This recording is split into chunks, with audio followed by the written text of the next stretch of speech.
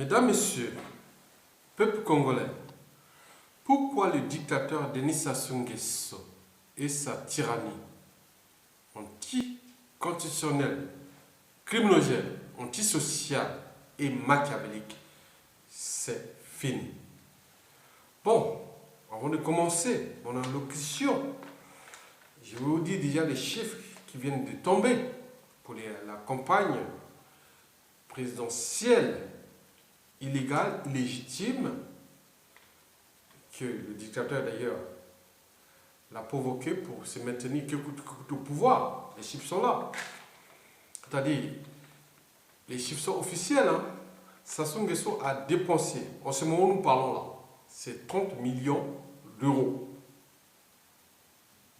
30 millions d'euros pour ces challengers. Les sommes se situent entre 200 000 euros à 800 000 euros. Vous voyez les différentiels? Alors, oui, il a trouvé tout cet argent. Tout cet argent. Ça fait rigoler. Oui, oui, l'État c'est Sassou. L'État congolais c'est Sassou. Les trésors publics congolais c'est Sassou. Les comptes publics c'est Sassou. La vie et la mort des Congolais c'est Sassou. Voilà. Donc, si Sassou Nguesso tombe, le Congo va rentrer dans les ténèbres, selon ses apôtres. Et voilà. Donc, 30 millions d'euros. Sans oublier d'autres réseaux qui travaillent en ce moment pour les réseaux obscurs dans la France-Afrique. La France-Afrique, vous connaissez, c'est dangereux pour les intérêts entre le peuple francophone africain et la France. Vous connaissez. Bon, Sassou, il y a des signes qui ne trompent pas. Sassou Nguesso, c'est terminé. Et pourquoi? Pour penser à ça, moi je vous dis déjà qu'il y a eu des choses qui se sont passées à Oyo, dans le Yocassi, à Oyo, entre le 5 février 2016 jusqu'à nos jours. Sassou ne dort plus. Il y a des animaux qui chantent, voilà, il y a des choses bizarres. Et pour cause. Je vous dis déjà pour comprendre les choses, parce que vous connaissez l'histoire du tsunami. Parce que ceux qui connaissaient les forces de la nature ou de l'esprit avaient déjoué les tsunamis de 2004, surtout sur toutes les côtes. C'est les esprits naturels qui ont su qu'il y avait un problème. Quand la mer s'est retirée, les gens savaient, même bien avant, les gens ont vu que les animaux ne chantaient plus, il n'y avait plus rien, il n'y avait plus de vie des morts, les animaux se sont barrés, mais les humains, par rapport à l'air humain, ils ne comprenaient pas ce qui se passe. Je vous dis pourquoi. Parce que les animaux, c'est ce que nous appelons l'instinct animal, mais ils ont d'autres sens qui sont propres à eux que nous on ne sait plus détecter. Déjà, mon grand-père, à l'époque, quand je suis arrivé, moi, je connais l'esprit de la forêt. Quand j'allais entre la Nicolas Mosaka Makwa et la rivière Mumbili, entre le domaine des chats de Mboko et aussi le parc national de Djala, et tous ces soins, bon, je n'ai rien à prouver, ils savent là-bas. Bon, je vous dis que, du point de vue scientifique, par rapport à ce que j'ai appris, nous distinguons des espèces qui ressentent les choses bien avant nous, esprits humains.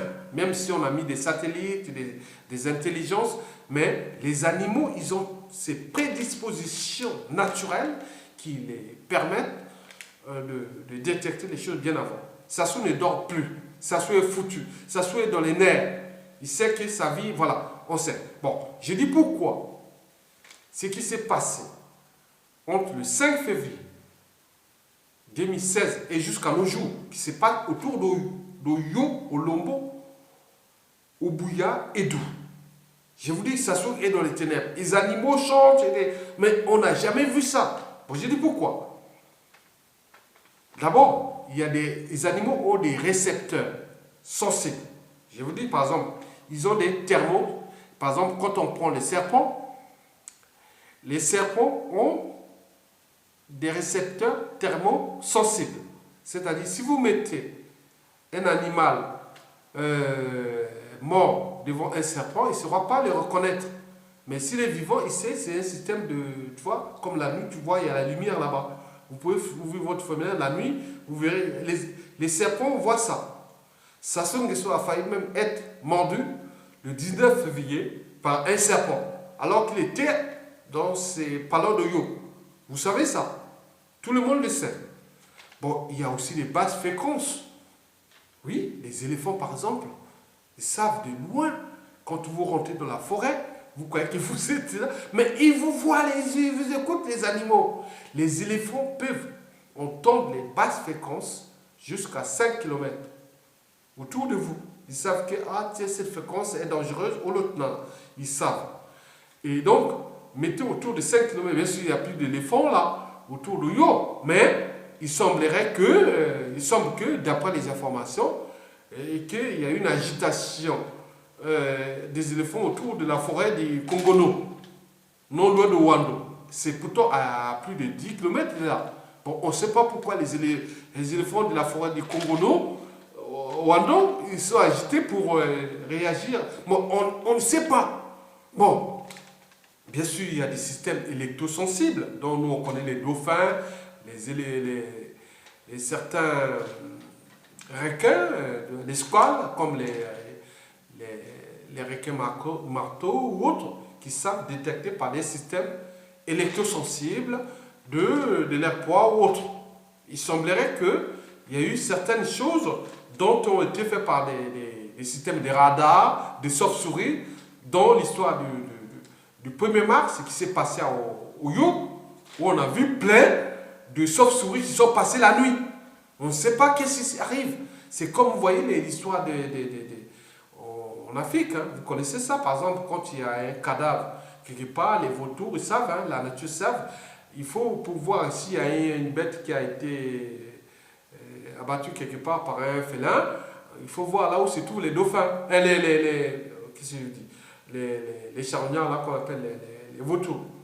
Donc, en parlant d'histoire de radar là, donc je pense qu'ils ont senti qu'il y a quelque chose qui va se passer à Oyo. Voilà. Donc, bon, vous savez aussi l'histoire des chats. Les chats, ils ont des cornes et des bâtonnets. Les rênes.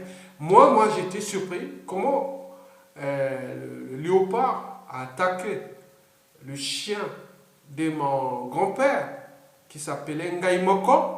C'est moi-même, en 72. Moi j'étais tout petit, hein, 72, je n'avais même pas encore 8 ans. Mais j'étais surpris par comment le léopard est venu attaquer le chien de mon grand-père alors qu'on était à 19h, la nuit tombait. Et attends, il a attaqué comme ça, moi je l'ai amené, bon on a cherché, et il l'a amené, on a vu le sang, on ne voit pas, bon donc on l'a laissé, bon il a mangé. Mais j'étais toujours malheureux, c'est une histoire qui m'a marqué d'ailleurs. Bon, je vous dis simplement que nous avons l'esprit de la forêt. Je parle de l'esprit de la forêt, n'est pas seulement l'esprit de la forêt, parce qu'il y a des êtres premiers qui sont dans tous les bassins du Congo, en Amazonie, dans les forêts de l'Indonésie, autour de Bornéo et de tout.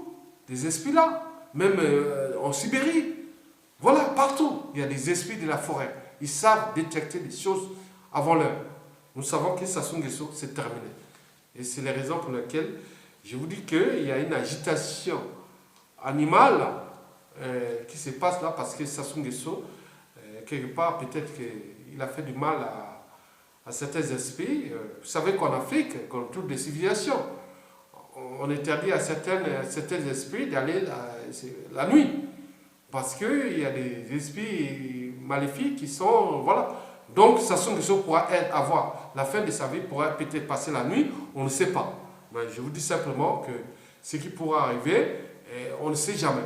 On est entre la société, la civilisation et aussi les esprits de ces forces premières. Donc, j'essaie un peu d'interpréter ça de manière scientifique. Je vous dis que Sassou Nguesso, c'est terminé.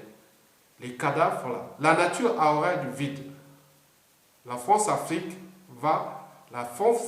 nouvelle ne se peut pas à éjecter Sassou Nguesso. Cette nouvelle France-Afrique qui est avec nous, en France, nous les connaissons. Nous allons apporter plus de valeur ajoutée, sociale, économique, sur les deux échelles, entre la France et le Congo. et aussi universelle que ce que Sassou Nguesso a fait en 30 ans de dictature. Je vous laisse comme je vous ai trouvé en compagnie de l'hymne national du Congo parce que les pionniers qui ont pensé cet hymne national, c'était comme déjà prédit. Ouais. D'ailleurs, l'indépendance du Congo, ce fut le 15 août 1960, date de l'ascension. Voilà. Vous connaissez que nous sommes un peu bénis. Nous ne sommes pas dans le désert. Nous avons des forêts énormes. Nous avons la 3e forêt du bassin du Congo et aussi du continent noir. Nous avons la 2e région hydrographique du continent noir. Nous avons des plaines de forêt. Il suffit de réformer ça. Nous allons réformer le Congo de demain. Et je vous laisse avec l'hymne national du Congo. Tous ceux qui aiment le Congo seront avec nous. Nous allons reconstruire l'universalisme des enjeux et des problématiques nouvelles qui sont celles du monde de demain. Et d'ailleurs, nous sommes là au cœur de l'action. Merci beaucoup.